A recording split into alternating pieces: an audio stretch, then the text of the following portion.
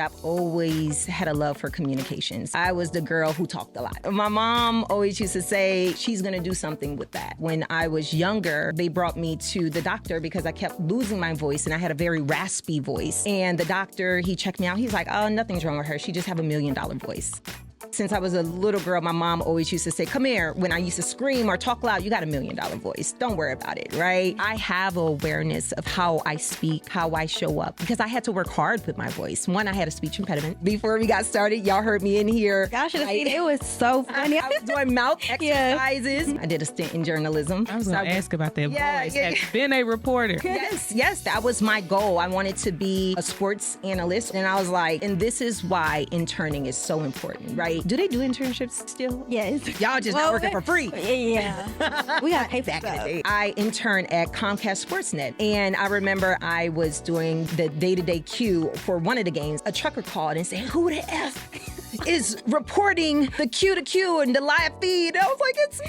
He was like, you dummy, you don't know what you're doing. I was like, no, he didn't. I'm not that passionate about sports to do this. I never knew what I wanted to do, but I always knew the type of woman I wanted to be. Welcome back, you guys. Hey. This is another episode of A Marketing Podcast. I am Kayla. And I'm Angelina. And today we have a very special guest in the studio. Do you mind if I do the introduction for today? Do your thing, Angelina. All right. So for our guest today, she is a communications executive, a speaker, a podcast host of the Born Influencer podcast. Okay. A belief coach. Period. She has her own newsletter, Making Room for Joy, and she's a mother and a wife on top of that. She the whole nine, you know? And to put a bow on top, her name is Miss Ashley J Sutton. Y'all give her a hand, y'all. Okay. Round of applause. Okay. For the introduction. We love that. Thank you for having me. Great to have you. Ashley, listen. Okay, now. I love that we're here. Yes. Because for y'all who don't know, we record at Polaris. We run into each other at Polaris all the time. Yes, we do. And I think you be working, girl. And you be working too. And then I think also anytime I've ever been tapped to like come teach a marketing something or another, I'm usually on the lineup right behind you. So it's like, okay, we in the same space. We do the same things. Yes. We need to talk. And as we've been able to, just connect and get to know each other, I'm like, oh yeah, first of all, the people need to hear your story. But more importantly, our young folks who are interested in getting into this marketing, communications, social media, branding space, I feel like they just need to hear more stories, right? Absolutely. Like a lot of times we see things online or just even the glimpses of people we see, and we think that the perfection or the excellence is the whole story. Right. And I like to tell people that, like, no, the definition of success has challenges in it. That's right. But it's hard to know that when you don't hear people's stories. It's not a clear, perfect path. And so for me, just giving people the opportunity to hear other people's just journeys into this industry, the paths we've charted for ourselves, the ones we've taken that we can see, and just having more context so that we can kind of, reimagine what our pathways may be like. I love that. So happy to have you here. Thank you. What I wanted to start by allowing Angelina, if you had anything you wanted to ask in the beginning, because I know you were able to do it, just a little bit of research into some of your careers. Because if not, I wanted to jump in with some of my questions. I think your trajectory of starting with like her story that is like perfect, where they could get a little bit more feel of you. Yeah. And then we'll go into asking the questions, because with marketing and communications, I told Kayla earlier, they're like cousins, maybe like sisters. So it's a lot of being synonymous and having the same trajectory in the way that they go. So, but first, tell us about you and how you got in your clients and things like that. Yeah, so I started off just a girl in New Orleans, Louisiana. That's where I grew up. That's my hometown. And one, I will always say that I've always had a love for communications. I was the girl who talked a lot. I was the girl who got in trouble on my report card. I was the girl where my teachers always had to call my mom to come in and say, listen, this girl, do not stop talking, right? And my mom always used to say, she's going to do something with that. And there was a story my mom always tell me that when I was younger, they brought me to the doctor because I kept losing my voice and I had a very raspy voice. And the doctor, he checked me out. He's like, oh, nothing's wrong with her. She just have $1 million voice. So since I was a little girl, my mom always used to say, come here. When I used to scream or talk loud, you got $1 million voice. Don't worry about it, right? Or when I used to get in trouble at school, she would say, you have $1 million voice. You know, just learn how to contain and control your voice. So I always had a love for communication. I grew up in a bilingual family. My father, his family is from Martinique. So my grandparents, my father, his siblings, they speak French. I do not know French, unfortunately, but some of my first cousins, they do know French fluently, but I did not learn French. And that's my only regret, not learning how to speak to my family in their language, right? And Nelson Mandela said you can speak to someone in your language and that goes to their head. But when you speak to people in their language, that goes to their heart. So that's my only regret, that I never learned how to speak to my grandmother in her language, because I know that would have made her happy. And she spoke to me in French and I understand words and maybe sentences, but I never really fully got the concept of French. So maybe one day, and that's still a goal of mine, and for my daughter to teach her French. But just my story is complex. I feel like anybody can tell you, especially in their trajectory of how they landed in their career aspirations. For me, it was not linear. It was like I was up, down, all over the place. But I studied business management in undergraduate. I went to Wilberforce University, which is a historically Black college university in Ohio. So my mama sent me away, and my minor was marketing. And I think I loved more of the psychology of marketing, right? Why do people make the buying decisions that they make? Or what colors stand out to people? What is the influence of why people, buy? But most importantly, what's the psychology behind the marketing, right? And when we think about how do we sell? And I always was so passionate and interested in that. And I remember in my undergraduate career, a group of us, we actually went to a marketing conference and we had to present on a case study on Target and Walmart. And the case study was, the difference between the two chains, but most importantly, what motivates people to pick Walmart over Target or Target over Walmart. And I remember in our case study, we studied that the difference between Target and Walmart back then was possibly 50 cents to 75 cents on a dollar. Like, it wasn't a big price difference, but the shopping experience was vastly different. When people go to Target, right, they feel that they are going to a luxury shopping experience. The lights are brighter. The red is powerful. Versus Walmart, it's a warehouse type of feel. Very dim lights, right? You can go in there, run in, get what you need, dress how you want. Nobody's going to see you. So the buying experience is different. And I remember when we broke that down, and we won the case study competition. We won. My team and I won. I was one of the presenters, and everybody was just wild in the crowd that we went that deep into the psychology of people. So that's when I knew that I loved the psychology of marketing and communications. I love that. Yes.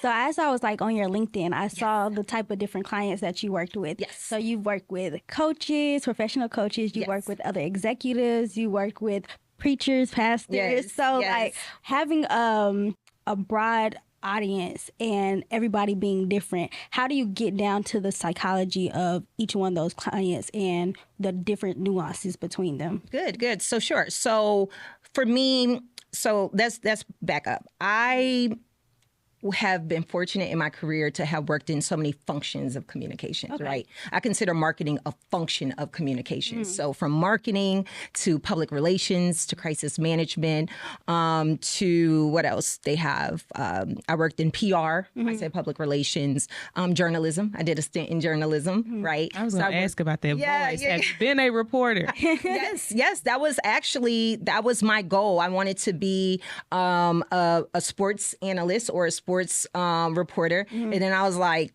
I did, and this is why interning is so important, right? Being able to get into environments to see what you like. Because for me, I was like, listen, I am a basketball fanatic. I want to report on basketball. I want to be the girl on the sideline. So I was in San Francisco. That's where I got my master's in communications. And I interned at Comcast Sportsnet. Now, if you know anything about being in San Francisco, they have the 49ers, they have the Raiders, they have the Warriors, they have all of these big teams in the Bay Area. And I remember I was interning and I was doing the day-to-day queue for one of the games. I think it was the Raiders game. And a trucker called and said, "Who the F is reporting the Q to Q and the live feed?" And I was like, "It's me." He was like, "You dummy, you don't know what you're doing." I was like, "No, he didn't." I'm not that passionate about sports to do this. Oh my goodness. I'm not that passionate about sports. I remember getting on the train that night. I was like, I don't ever want to do sports again. I just wanted to get into basketball. So I was like, maybe I will be a fashion reporter. That's, 106 in Park. Do the styling and things like that. And at the time, I had a professor who really believed in me. And I got picked to go to New York Fashion Week. Yes, I was there for a week. And I did interviews under the New York Fashion 10s. And I was young, guys. I was 21, 22 years old. Like, I was just living it up. And I remember coming back from that, and I still wasn't fulfilled. I was like, I don't think that's it either. And they were like, what do you mean? You do perfect in this. I was just like, I'm missing something. I need something to feel more... what's the word? I need to feel a human connection through communications, right? Reporting on it is one thing, and being a talk show host or Oprah or, all those things is one thing, but I need to feel more connected to people. And I need to tell stories. And that's when the professor said, why don't you take your shot at journalism? And that's what I did. I started writing stories, the stories that I saw. And I didn't do it through a publication. I did it through my own platform, which was a blog called Distinctive Female. And I was writing stories through just my lens, my perspective, my eyes, and what I've seen in the world as a whole. And from there, I went overseas. I have a long story. Y'all gotta let me know. Y'all gotta let me know. You got it. Where you guys want me to go. But I went overseas for 3 years. I lived in Dublin, Ireland, and I was working as a communications manager in Dublin, Ireland. And it was there where I realized the beauty of communications and learning different vernaculars, right?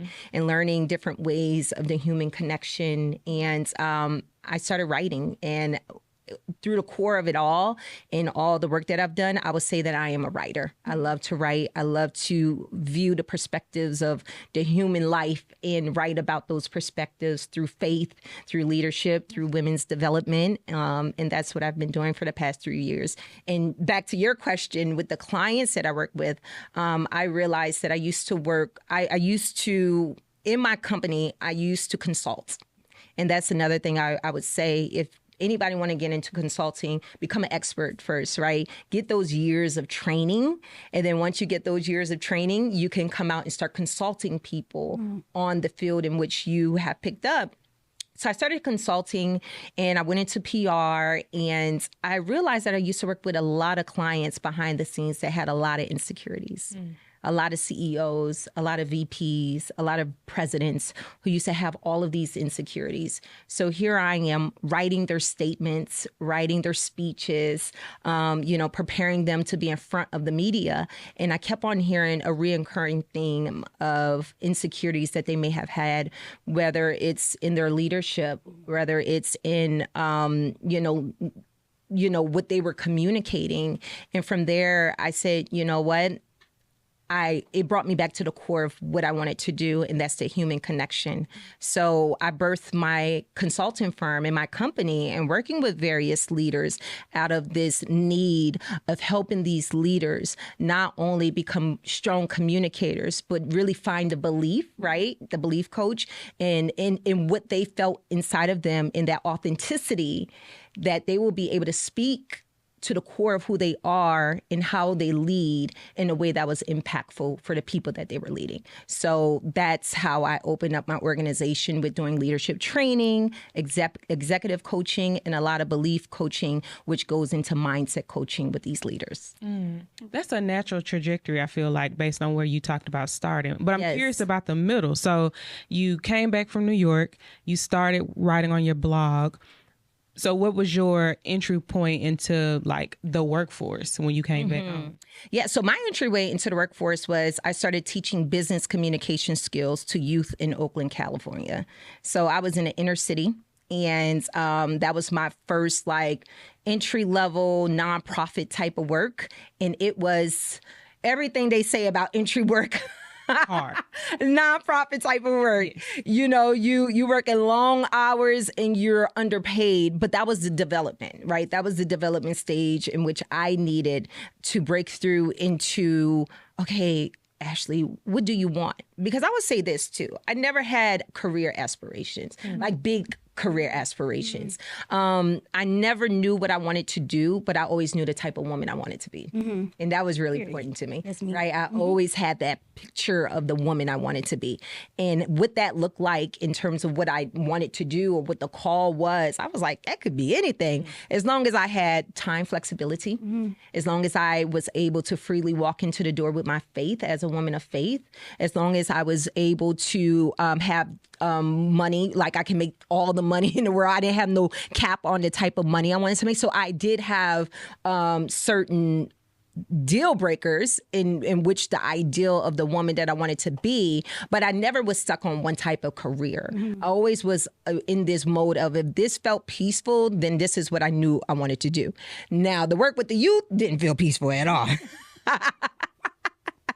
I quickly realized that, you know, although I'm a teacher at core, I was not supposed to be teaching those babies because those babies needed counselors, therapists. They needed, and I was young too. I was only 22 years old. So, yeah. Wow. Yeah. Yeah.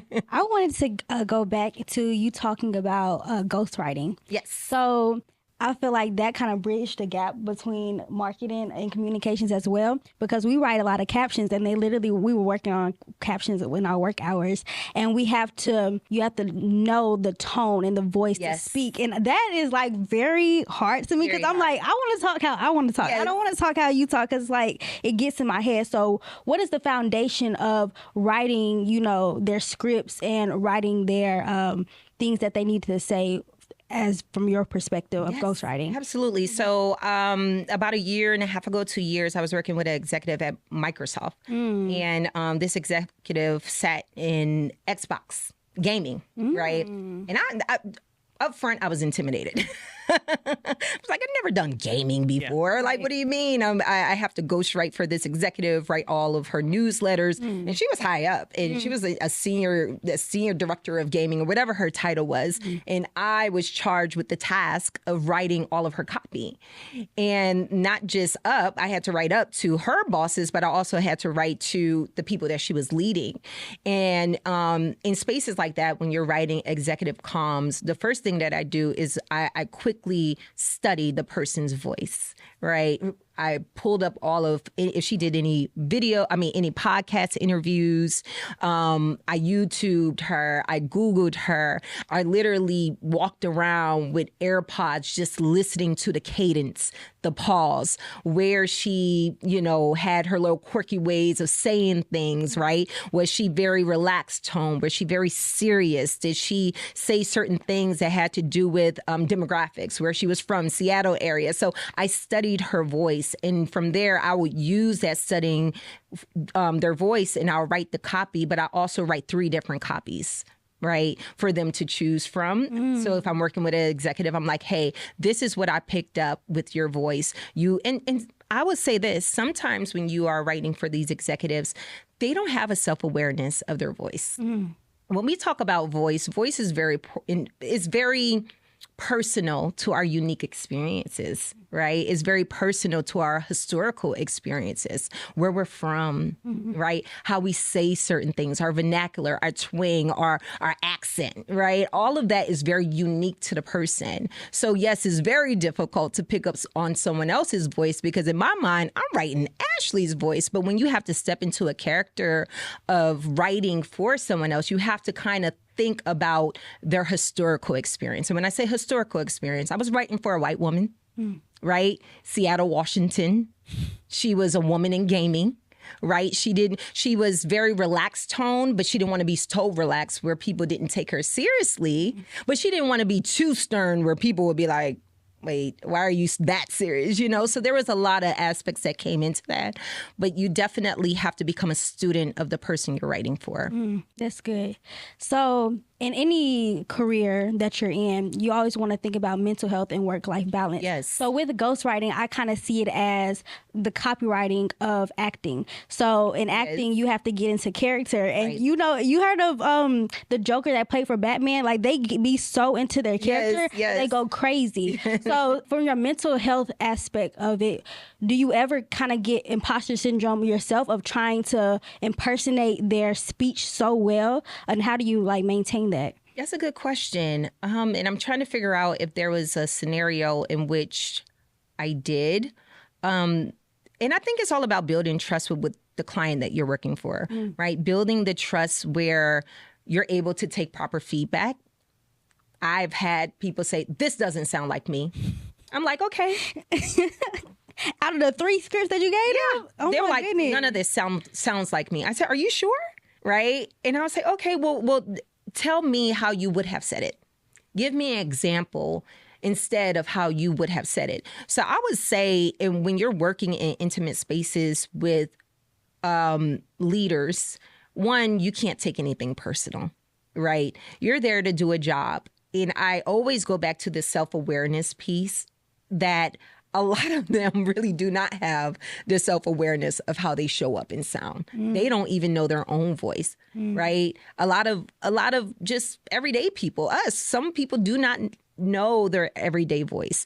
As someone who have studied voice and tone, as someone who I have taken speech classes to get comfortable with my voice. I go back and I listen to my interviews. I'm probably going to go back and listen to, of course, this podcast. I have awareness of how I speak, how I show up, because I had to work hard with my voice. One, I had a speech impediment. Right? I had a lisp, I should say. Well, some people... Sounds so good. Yeah, I had a lisp, right?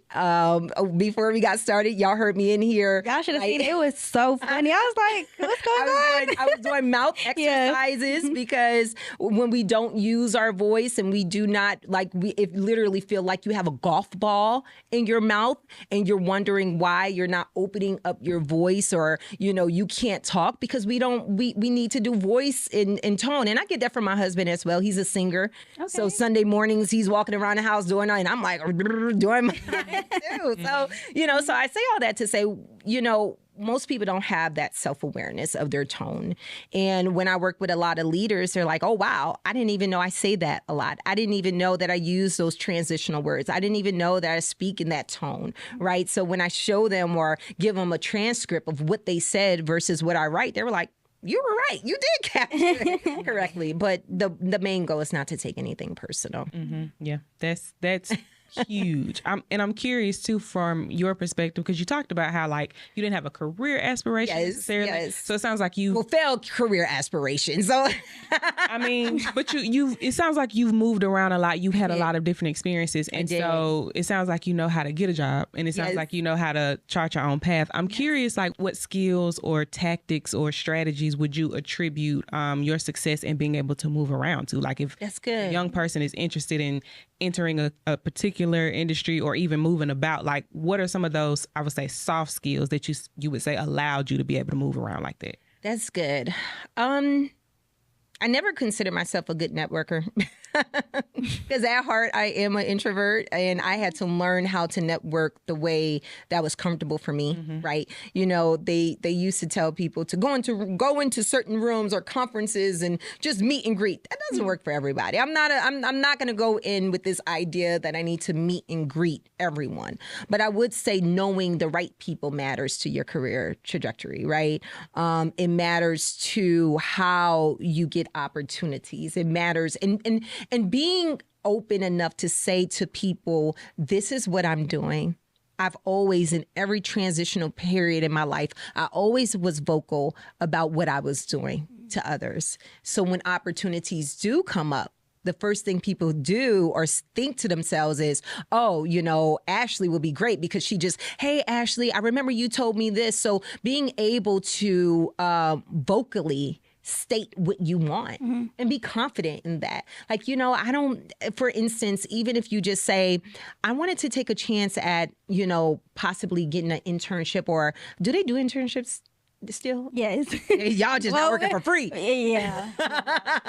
That's fine, because all my internships are free. But that was way back in the day. Yeah, we got to pay for back stuff. in the day. Yeah, and I understand. But also, I would say is that every opportunity does not come attached to money, right? Some opportunities that you would have to really just get your feet wet. And I know that we are living in a generation where it's instant gratification and just everything is almost given and you can get it how you want, but there's nothing that beat experience. A lot of my early beginnings was I didn't get paid for it, right? And I've come a long way in my earning power, where I'm able to turn down opportunities or take opportunities based off where I am and what I want. So I would say for someone who wants to move around, the soft skills that you will have is really being able to be clear on what you want and being able to articulate that to others. Because there were so many people who used to ask me, well, what do you want? What do you want to try? What are you passionate about? And just journaling those questions and being able to articulate that. No one is asking you for the full picture, right? I don't like the question, what do you want to do when you grow up? I don't even ask my daughter that. I ask her, what are you passionate about? What do you like doing? And then you can chart your, trajectory from there, but you never have to have the full picture. Right. And you mentioned, too, in the beginning, being a writer. I'm curious about how you feel that particular skill or any other hard skills have allowed you to be able to transition amongst industries and positions. Absolutely. So there are three core areas that I believe in terms of skill set: being well-spoken, well-written, and well-read, and well-traveled if you can travel. Right. I feel that traveling is a privilege that all people are not afforded, but being well written, meaning knowing how to write very well, knowing how to speak very well. And when I say speak very well, listen, the voice I have today right now is not the voice I had in New Orleans all weekend with my family. But I was like, y'all want to go get some Popeyes? It's a different tone and a different voice, but I had to learn that, right? There were certain settings that I could not go into with my New Orleans twang. And I learned that skill from a woman, Jan Unihero, in San Francisco, California. And she was the first woman executive and mentor who pulled me aside. She said, Ashley, you have the total package, but you have to work on your voice. And I cried the whole way home because no one ever told me that before.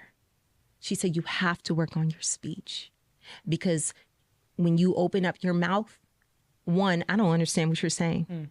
And she said, and I am a minority woman who came from Hawaii, right?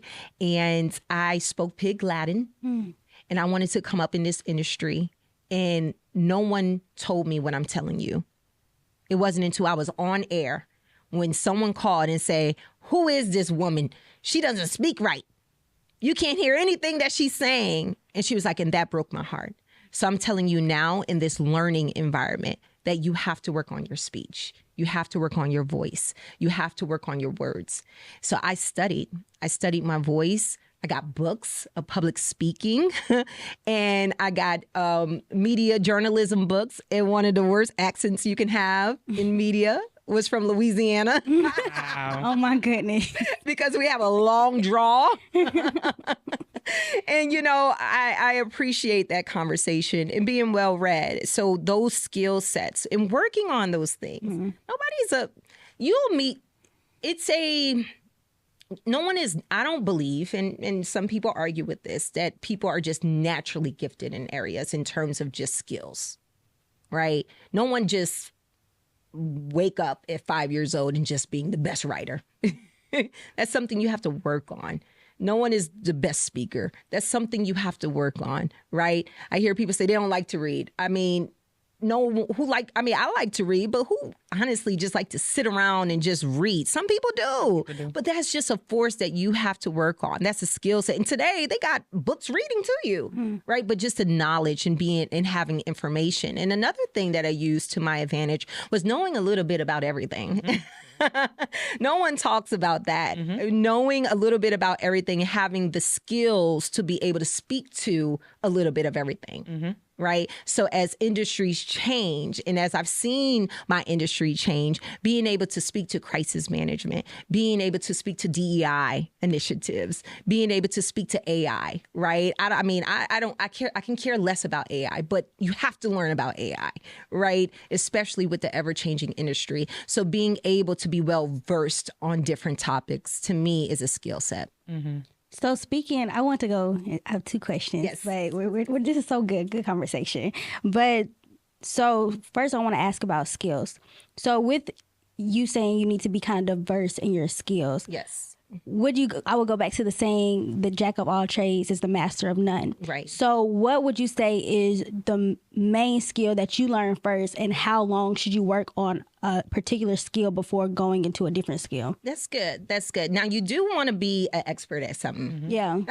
Right. I've always had a problem with being in boxes, but that's me. I would not compare my journey to other people's journey, because I was just like this rebel of like, don't put me in no box. Right. So that's why when people ask me what I do, I quickly default to being a writer. And they're like, but you've done so much more, right? And I'm like, yeah, but I write at the core of what I do. I love to write. And they're like, okay, if that's what because I personally, for me, if I had to pick one skill that I would brand myself off, it would be the skill of writing, because that's what I'm very passionate about. If you ask me what I want to do at 70 years old, I want to be an author. I want to be a writer. I want to be known for my writing, for my work. So I'm thinking about my retirement plan, right? I want to be traveling around and telling stories and becoming a storyteller. But when you are early career, I should say, when you're just starting off,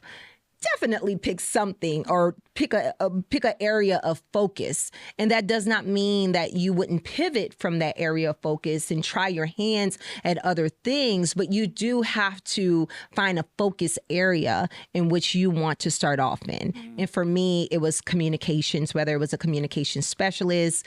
I've always had jobs where we had to do it all. You are the social media manager, the website designer, like writer, I come from producer. the age of where you got to do it all. Now, you have the privilege of breaking it down. But for me, I entered the industry when it was going into the one-man broadband, meaning they were cutting jobs where they had the reporter, the writer, the videographer, and whereas they were like, listen, the reporter, you have to go out with your own camera, write your own copy, do your own editing, and send it back to the station by 5 o'clock so we can get it ready for 6 o'clock news. Ooh, I couldn't live when y'all were growing up. That's how it was. And it was like that. And you're just like, you know what I'm saying? Like, that's what, so you had to be well versed, and you had to have a lot of skills on a little bit of everything. And that was hard. That when we talk about mental health, you had to do it all. And I was in a lot of job situations where, can I speak to the communications director? Oh, that's me. The social media manager? I'm her too. Who's your PR? That too, right? So, oh my goodness gracious. So, to answer your question, I would pick a field or an area of focus, but if you can learn several different skills in different areas of communications and marketing. That's good. I want now to go back to when you were talking about knowing your voice and being self-aware. So for the younger audience that everything is digital and on the social media. So how would you speak to the viewers watching of trying to find their voice and being self-aware of who they are? Let me think about that. So for the viewer who is trying to be self-aware to building their online presence. Absolutely. So I always say that how you do one thing is how you do everything. Right. And I say that because a lot of times the distinction between our social media life and our real life, it's some people have the gift of the gab. They can go up there and act, right? But who you are, when I've started building I've been on social media now for over 15 years. And who I started off being of a girl who just shared quotes and loved sharing her devotions in the morning. I'm totally different from that girl today. But I realized that I was charting a space and a place for me where people came to my social media platform for inspiration, right? Where I shared those daily motivations, where I shared those quotes. Like I was in the quote era, right? Because I'm a huge lover of quotes. I love words and I love inspiring and motivation. So when I was building my platform, that was at core who I was. And I've learned through my journey that there's certain platforms or people that people look for that. And even when I wasn't sharing quotes or devotion or motivational stuff, people were like, hey, girl, we haven't seen da-da-da-da. And I'm like, wait, I didn't even know. That's what build the brand of you. You are the brand. When we talk about branding, you can simply say you are the brand, right? When you think about that auntie who you go into her house and you're like, man, I miss smelling auntie's cornbread. That was her brand, right? Or you hug someone at church and they give you, and you say, oh, I love the way they hug people. That was their brand. The brand is you. That's who you are. That's what you're known for. And I believe today you have to start thinking about, it's okay to think about how you want to show up. It's okay to think about how you want people to remember you. I think about that all the time. How do I want to be remembered? What do I want people to say? How do I want to show up in this space? If I'm going to be on social media, what is my purpose for being on social media, right? And it doesn't always have to be so serious. I mean, sometimes you just want to share some silly stuff because that's what you can do. But at core, if you never had a conversation with me and you go on my Instagram and you go on my LinkedIn or my Twitter, what would you walk away with perceiving from me? And that's how I think about when I'm thinking about building a brand or formulating my voice. What do I want people to take away from me? And in my work, the line of work that I do, and Kayla, you can speak to that, when people are in boardrooms making buying decisions, especially for consultants, they're not going to websites. One, they're doing word of mouth. Hey, who did so-and-so use for their conference as a speaker? Let's get them on the line. Right. And two, we're all here. Let's pull up her Instagram. Does she have an Instagram account? And they don't care if you have 10,000 followers. They want to see what type of information you're putting out. Right. So I'm very aware of that.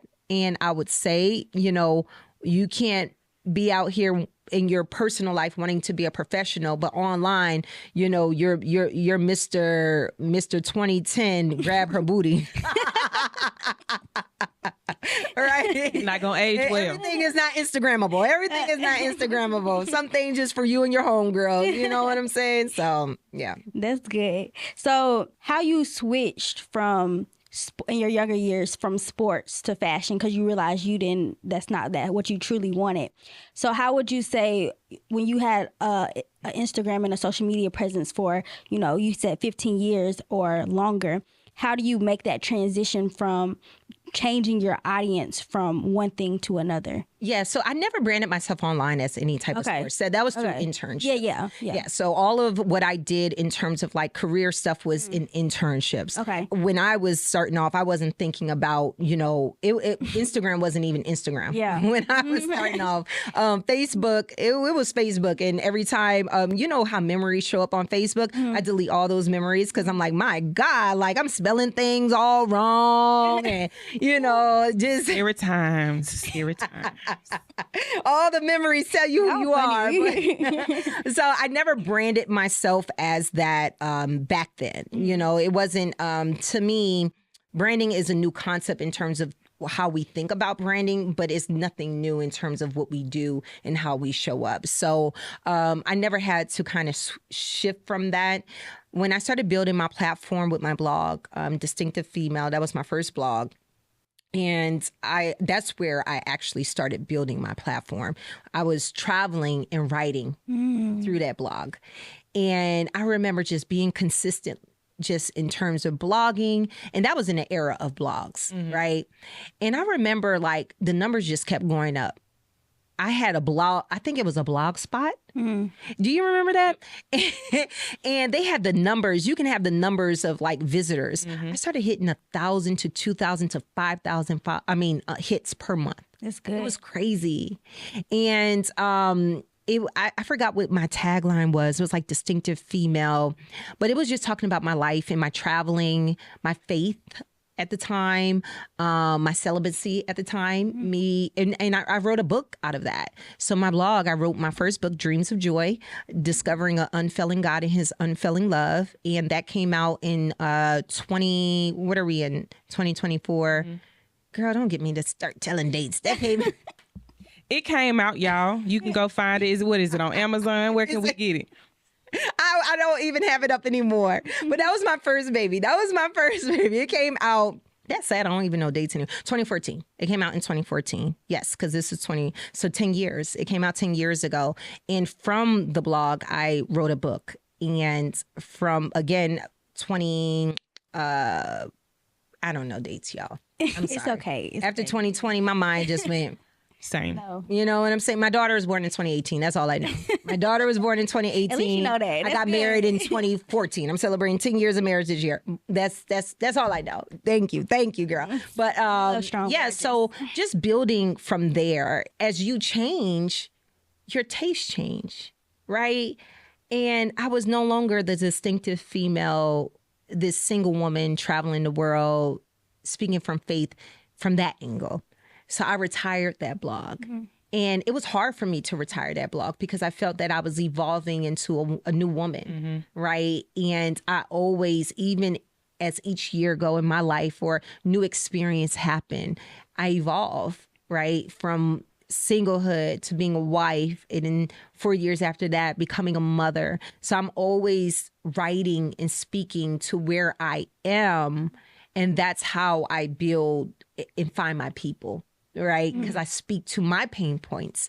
And if I'm speaking to my pain points, more than likely, if you're experiencing it, someone else is experiencing it. So that's how I always built my brand and my platform around single-handedly what I'm navigating at the time. And I always find my tribe. Always. It never fails. I find my tribe through my own authenticity. And I'm sure there's some parts of your brand, because just like you said, we are our brands. Yes. That were core, that stayed, right? So that $1 million voice never went anywhere, right? But how would you, or what would you say other people would identify as some of those core traits, right? Regardless of the interest, the industry, the time period, that there's some things that are just Ashley, and that's why we follow her. We will follow her across all of these different journeys. Like, what do you think that is? Yes. Transparency. People will always come up to me and say, you're so transparent, or you're so authentic.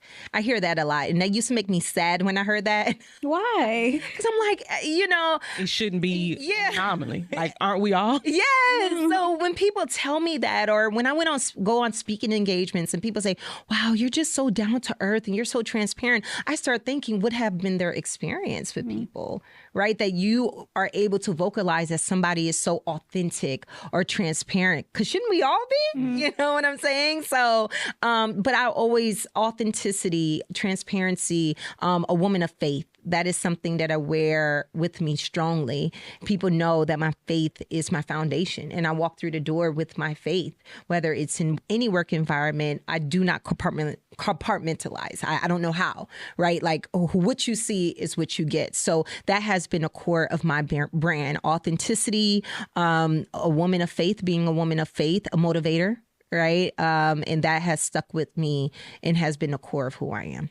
I love how you keep saying woman of faith, that God is the center of who you are and of your businesses and of your work and of everything. So I wanted to ask how because, you know, some people are motivated differently. Yes. When you have your identity in Christ, you know who you are. And because something else doesn't work out, you won't be so torn down. Yes. So how would you differentiate yourself from others who aren't Christ-centered? Yeah. So for me, it's just always about being an image bearer. Mm-hmm. And I look at all of us, whether you are Christ-centered or not, we all are image bearers, whether we know it or not, I should say, right? We all are carriers of the image of God. And for me, I have unsubscribed myself to hustle culture. I do not hustle. I like slow mornings. I like my devotion time. I have coffee still right there. I like my coffee. Right. And anytime I feel that I am entering into this realm of hustle, work, go, I realize most that I am not leaning on God to be my provider. That's good. Right. And that's when I have to do a self-check. Why do you feel so anxious? Why do you feel like this contract is not going to work out, or you're not going to get this or get that? That's when I realized you're leaning on your own strength, sis. Right? And I can say my biggest success strategy has been in my prayer life. That's good. It has been in me really following the Holy Spirit. Whereas opportunities I don't even seek, but it comes to me simply because God will put me on the heart of people. He said the king's heart is in his hands. So surely, God, if there's an opportunity where I need to be or a place I need to be, you will put me on that person's heart. And every single opportunity that I knew was God aligned, it never required any hustle. The biggest contract that I've gotten in my business was with Microsoft. It didn't require any hustle. The woman sat across from me and said, I know who you are. And I just want you to know that I want you to be my consultant. I did all my homework. And what I love about you is that I do love that you have a podcast that's focused on women of faith.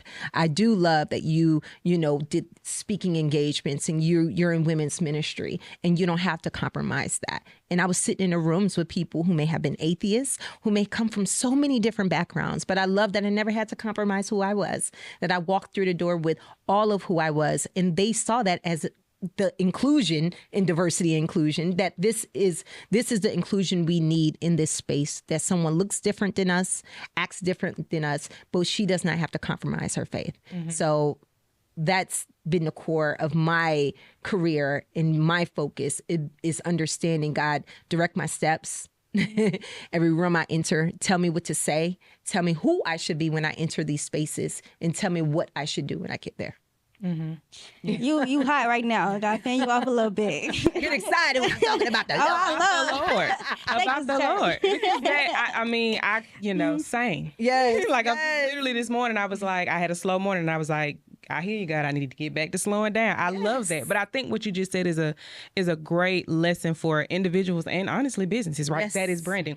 When you are true to yourself, when you're able to identify the core of who you are and you stick to that regardless of what changes on the external, you are going to attract who you need. That's right. So as a person, you're going to attract the opportunities you need. But as a company, you are going to attract your buyers. Like, that is the core of it, being clear about who you are, being able to communicate that, standing strong in it, not chasing a trend, not, when you are who you are supposed to be in any space and at any time, what you are supposed to do, who you're supposed to be around, the things you're supposed to influence, the things you're supposed to touch will make them their way to you. Same. Literally same. Every big opportunity I've ever had, every job I've ever gotten, somebody called me along those same lines. And the reason I was amen in the news stuff, that was the last job I had before I left the workforce. Wow. But I didn't go into journalism. Somebody called and was like, listen, I will teach you news, but you have the personality to run this morning crew. I need you to come over here. That's good. I was like, okay. Okay, girl. But it's to that point, right? Being able to just be who you are in every room. And so I'm so glad that all of our listeners are able to hear that, but particularly the young folks, because I think to your point about the digital space, it is harder. It is harder for them, right? Like you didn't have to switch a brand from a sports reporter to a fashion designer to a teacher teaching business. Like you didn't have to do that on the internet for potentially millions of people to see. So I think for them to be able to hear, like I said, some of that background that they may not know, right? They're used to seeing people who started out as one thing and that's the thing you're supposed to do. And if you change, it's going to be a hard left and people are going to leave. It's like, no, this is real life. Like real life is fluid. That's right. It is variables. It is, but there are some pieces of it that's core that if you just stick to, the rest of it is gone. It's going to happen. It's going to happen. And just be who you are. Be who you are. And I know that is a hard question for a lot of people, right? I sit across people all the time and I'm like, who are you? Tell me about you. But it's also just getting to the core of your likes, your dislikes, your passions, your purposes. You know what I'm saying? What have you always, in one of my books, I've had this interview people around you. Like, you know, when you think of me, what do you think of? Like, what are you saying I'm gifted? I talk to my mom all the time and she would tell me the same thing. Like, you've always been great connector. You've always been great with your speaking. You know, so, you know, interview people around you who've known you for a long time. And sometimes you got to believe somebody else's belief in you before you believe it for yourself. Right. And as a coach, that's what I work on with my clients. Like, girl, believe me if you don't believe yourself. Believe what I'm saying about you because I see it. So sometimes when we're close to it and we're looking in the mirror, we cannot see it. So believe me when I tell you that you're that girl. For sure. Yes. For sure. Well, Ashley, we appreciate you so much. But before we wrap it up, I wanted to ask one more question. Okay, go ahead. So before we end, what advice would you give to your 2021 self that you would do differently and change for people my age? Yes, I would say to my young 21, 22-year-old self, girl, stop trying to race against this invisible time, right? Slow down, take in the moment of now, right? See what's in front of you now. Do not compare yourself because comparison is truly the thief of joy, right? Love the body you're in right now, the you that you see in the reflection in the mirror right now. Do not think that you're behind. You are right where you need to be right now in this moment. Right? And that God can reveal those things that you need to do and who you need to be. And you never have to compromise the core of who you are just to enter any door or be friends with any group of people. So stay true to yourself. Stay. And when I say that, I truly mean it. I know we hear it as a cliche thing, but when I say stay true, if something do not feel good, I've always had a gift of discernment. Always. I can walk into a room and just feel the spotty senses in that room. I've always been a feeler. I can connect with people. I can feel when something is off, something is wrong. You know, ever since I was a little girl, again, me having that awareness, I used to look grown women in the eye and be like, what's wrong? They'd be like, who's this little girl? I'm like, you just look so sad. They're like, I don't look sad. I'm like, I see it in your eyes. And they'd be like, get this girl away from me. But it was a gift of discernment. So trust the discerning spirit inside of you and trust the you that is speaking and know that wherever peace is, that's where you should follow. And if you feel the art of resistance, rest in that. You know, you don't have to fight against that resistance. I used to fight against resistance. They'd be like, what? Girl, you're fighting too hard. Stop fighting against the resistance. So that's what I would have told my 20-something self. Thank you so much. Actually, where can they find you at? What's your socials? Instagram. Well, you can find me everywhere at ashleyjoyspeaks.com. Okay. Except for my website. I'm trying to do something different. I'm trying to figure out who I want to be when I grow up. My daughter asked me that the other day. I'm driving. She was like, Mommy, who do you want to be when you grow up? I said, girl, that's a good question. Great I'm still trying to figure out who I want to be when I grow up. That's good. Well, y'all don't want to grow up. Follow her. Listen. So they can follow you online. If people want to work with you, is that possible? Like, what does that look like? Can we? So right now I am doing it's weird to say, not weird to say, but what I'm doing is for consulting work, I'm doing referral based only, right? I just got an amazing contract that is taking up a lot of space, but I'm also doing personal work. So yeah, they can LinkedIn, Ashley J Sutton. Right now, my website is being revamped. But until then, Ashley Joy Speaks on Instagram or LinkedIn, Ashley Joy Sutton. They can connect with me there. Yes, ma'am. Cool. Well, we appreciate you so much. This was a great conversation. Yes, you guys. We gotta have you back. Special. You guys have something very special here. Thank you so much. We gotta have you back one day. Well, y'all, we appreciate y'all for tuning in yet again. I think we hit our year mark. We missed celebrating it. Goodness. But yeah, we flying by. It flies. It flies. But yeah, we appreciate y'all for tuning in, and we will see y'all next time. Bye, y'all. Bye.